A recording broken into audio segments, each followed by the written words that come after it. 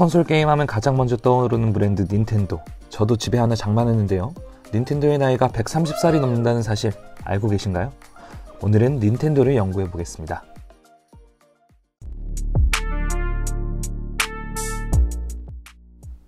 닌텐도는 비디오 게임과 콘솔을 개발하는 다국적 기업입니다. 본사는 교토 미나미구에 위치하고 있습니다. 닌텐도는 1889년 9월 23일 야마우치 오지사로가 설립한 닌텐도 카르타부터 출발합니다. 야마우치는 하나우다, 화투 장인이었는데요. 화투와 더불어 포르투갈 카르타에서 유래한 카루타를 제작하여 판매했습니다. 닌텐도라는 이름의 유래에 대해서는 해석이 분분합니다. 일반적으로 일의 성패는 하늘에 맡기고 최선을 다한다 라고 해석되지만 명확히 확인된 바는 없습니다.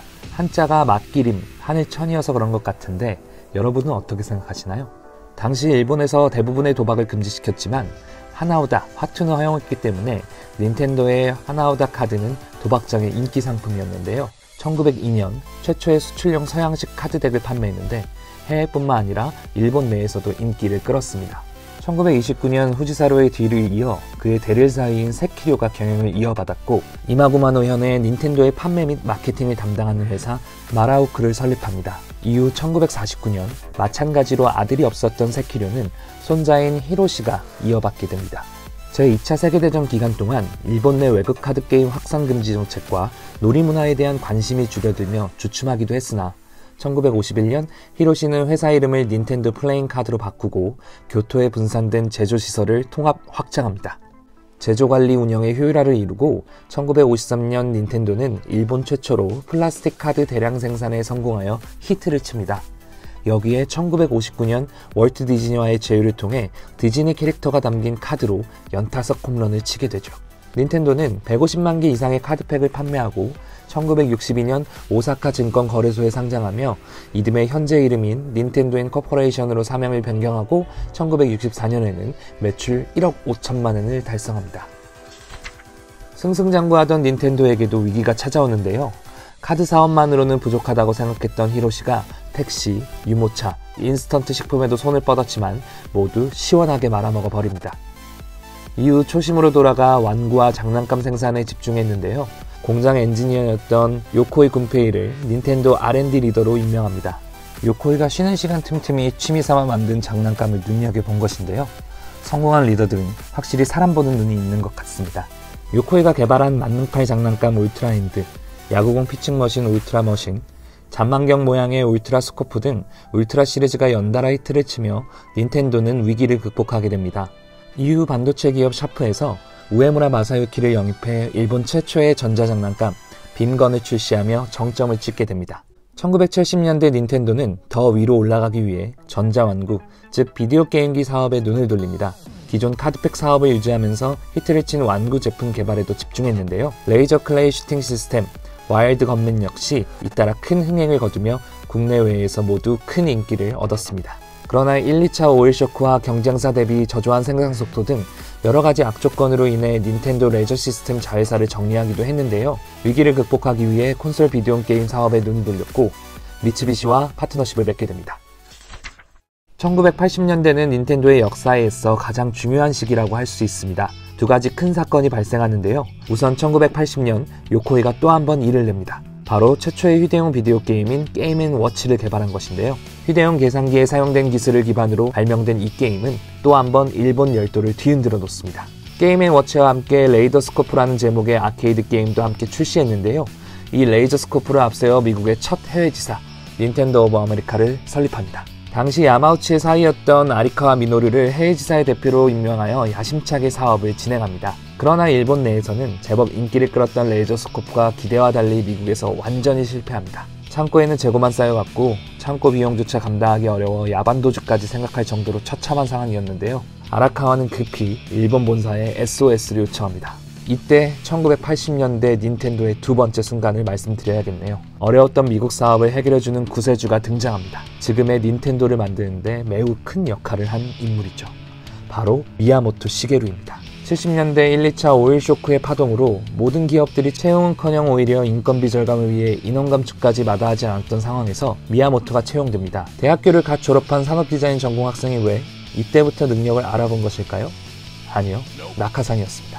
어찌됐든 미야모토를 영입한 것은 닌텐도의 신의 한 수가 됩니다. 처음 미야모토가 맡은 업무는 게임기의 외장을 색칠하는 일이었는데요. 아까 아라카와가 SOS를 보냈다고 말씀드렸죠? 급히 닌텐도 오브 아메리카에 보내기 위해 사내 게임 개발 공모전을 시행합니다. 이때 미야모토가 뽀빠이 게임 초안을 만들어 제출한 것이 채택되면서 게임 디자인에 발을 들이게 됩니다. 다만 아쉽게도 뽀빠이 라이선스 획득에 실패하여 급히 수정 작업을 거치게 되는데요. 뽀빠이가 점프맨, 올리브는 히로인, 브루투스는 고릴라로 바뀌어 미국에 출시됩니다. 그것이 바로 동키콩이 되겠습니다. 동키콩은 미국에서 그야말로 어마어마한 히트를 쳤고 재고를 모조리 털어낸 것은 물론 몇 달 만에 6만 대를 팔아버립니다. 창고 비용을 걱정하던 처지에서 연 1억 달러 이상의 매출을 기록하다니 정말 인생지사 세용지만해요. 이 과정에서 닌텐도 오브 아메리카는 월세를 계속 미납하게 되었는데요. 당시 건물주였던 마리오 시게일이 도대체 왜 월세를 안 내는 것인지 찾아가 보았더니 일은 안 하고 이 사람들이 게임만 하고 있었던 겁니다. 뚜껑 열린 마리오의 다음 행동은 안 봐도 비디오죠. 그런데 닌텐도 직원들이 더 웃깁니다. 자신들을 갈구는 마리오를 보며 유레카를 외친 거죠. 바로 당시에는 이름이 점프맨이었던 동키콩의 캐릭터를 더욱 건물주스럽게 변경하고 이름도 마리오를 지어버립니다. 우리가 알고 있는 그 슈퍼마리오 맞습니다. 슈퍼마리오는 이후 여러 게임의 조연으로 출연하다가 아예 주인공인 슈퍼마리오 시리즈가 생겼고 이후 닌텐도를 대표하는 캐릭터가 됩니다. 미야모토는 이후 마리오 시리즈와 그 유명한 젤다 시리즈까지 탄생시키며 닌텐도 하면 미야모토를 빼놓을 수 없는 위상을 보여주게 됩니다. 닌텐도는 이때부터 전성기를 맞이합니다. 미국의 아타리 쇼크로 인해 게임 산업이 초토화된 후 닌텐도는 성능을 극대화시키고 소프트웨어를 중시한 패밀리 컴퓨터, 패미컴을 출시합니다. 여기에 당시 36게임으로 지저분해졌던 비디오 게임 시장을 정화하고자 출시 전 테스트를 통해 일정 수준 이상 품질의 게임에게만 닌텐도 라이선스를 주는 서드파티 제도를 만들어냅니다. 닌텐도가 게임의 품질을 보장함으로써 비디오 게임 시장 붕괴의 길을 막은 것이죠. 그리고 1985년 패미컴을 VCR을 연상시키는 디자인으로 리브랜딩한 닌텐도 엔터테인먼트 시스템 NES를 출시하며 죽어가던 비디오 게임 시장을 소생시킵니다. 당시 비디오 게임을 살린 구세주라는 극찬을 받았고 닌텐도가 곧 게임기를 지칭하는 대명사로 쓰일 정도로 열기가 대단했습니다.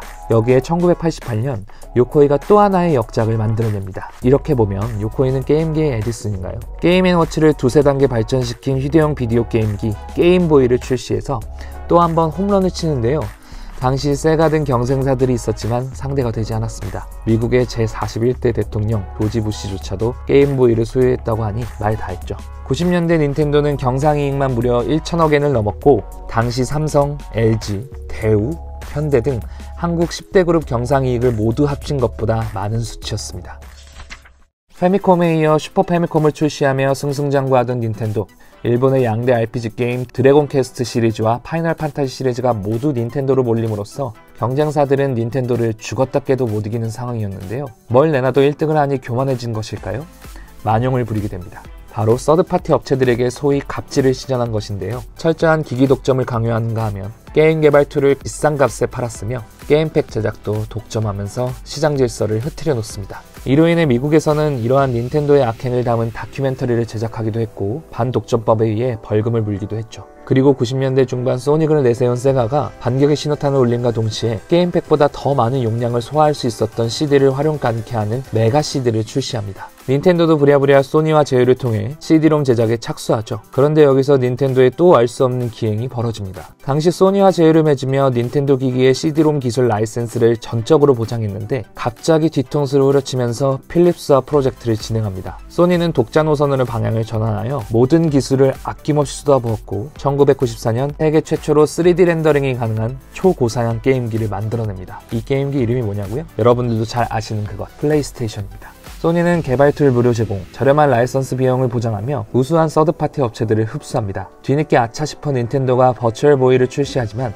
대차게 말아먹죠. 1999년 플레이스테이션의 사양을 능가하는 초고사양 게임기 닌텐도 64를 출시하지만 이미 시장을 완전히 장악한 플레이스테이션 2에게 처참히 짓밟힙니다.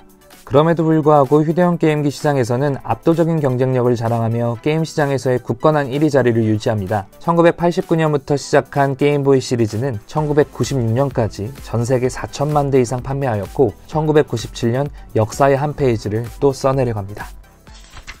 게임, 애니메이션, 만화, 장난감 등 모든 엔터테인먼트의 신화적인 히트를 기록한 포켓몬스터가 출시되죠. 포켓몬 레드, 그린, 블루, 옐로우 시리즈 다들 어렸을 때 한 번씩 해보셨죠? 그때 친구 집에서 디스켓에 게임과 에뮬레이터 파일을 복사하여 집에서 신나게 밤새워 가면서 했던 기억이 떠오르네요.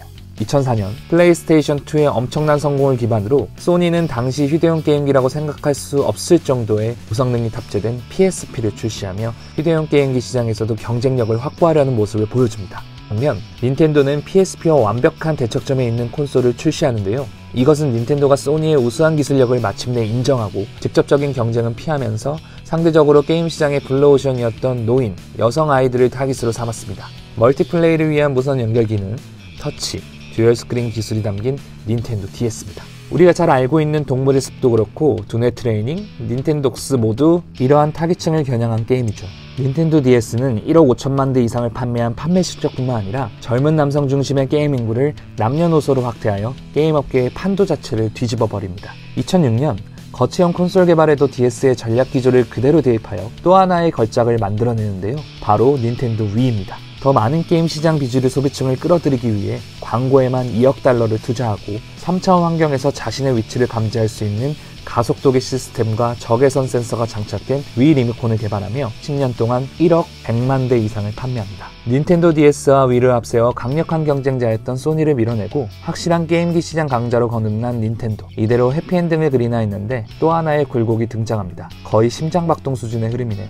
후속작인 닌텐도 위 U, 닌텐도 2DS가 각각 플레이스테이션 3, PSP의 판매량에서 밀리기 시작했고 물론 MS의 엑스박스 영향도 컸고요. 외부적으로도 2011년 동일본 대지진과 앵구 현상이 영향을 끼쳤는데 닌텐도 3DS가 선방을 해주긴 했지만 상장 이후 처음으로 적자를 기록하게 됩니다. 저희가 쭉 흐름을 봤을 때 이대로 무너질 닌텐도가 아니겠죠? 2010년대는 게임기 시장이 모바일로 눈을 돌리기 시작한 시기인데요. 닌텐도는 경쟁자들보다 한 발 늦게 시장 트렌드에 대응합니다. 그렇지만 닌텐도에겐 확실한 3대장이 있죠. 그중 하나, 포켓몬스터를 기반으로 포켓몬고가 출시되며 전 세계 모든 사람들이 지우가 되는 사회현상이라고 표현할 만큼의 성과를 거두게 됩니다. 거기에 2017년 연타석 홈런을 치는데요. 참 닌텐도는 성공도 연속 콤보, 실패도 연속 콤보를 하네요. 게임 회사라 그런가. 바로 닌텐도 스위치를 출시하죠. 여기에는 3대장의 또 다른 한 축, 젤다의 전설이 출격합니다. 런칭 타이틀인 젤다의 전설 브레스 오브 더 와일드가 대흥행을 하고요. 이후 스플래툰 2 등 후속작들이 모두 성공하고 2017년 3대장의 우두머리 슈퍼마리오 오디세이가 대박을 치면서 다시 한번 닌텐도 3대장의 힘을 실감하게 되죠. 천만 관객처럼 천만 타이틀을 한 해에 2번이나 치는 쾌거를 이룹니다. 플레이스테이션 5, 엑스박스 시리즈 X의 성능에 한참 못 미치지만 닌텐도 스위치는 강력한 경쟁력을 지금까지도 보여주고 있고 판매량 역시 경쟁사를 모두 물리치며 1위를 수성하고 있습니다. 여기에 영화 산업으로도 눈을 돌려 슈퍼마리오 브라더스 영화가 곧 개봉을 앞두고 있습니다. 꼭 한번 보시기를 추천드립니다. 그리고 저도 꼭 가볼 생각인데요. 오사카의 유니버설 스튜디오에 슈퍼 닌텐도 월드 색감이 그렇게 예쁘다고 합니다. 지금은 슈퍼마리오 월드로만 구성이 되어 있는데 이제 포켓몬스터도 나온다고 하니 상상만 해도 즐겁네요. 오늘은 방대한 역사와 그 사이에 여러 편의 드라마를 보여준 닌텐도를 연구해 보았습니다. 마치 인생을 그대로 표현한 것이 아닐까 싶은데요. 다음에도 재미있는 브랜드를 연구해 보겠습니다. 재미있으셨다면 구독과 좋아요 부탁드립니다. 그럼 안녕히 계세요.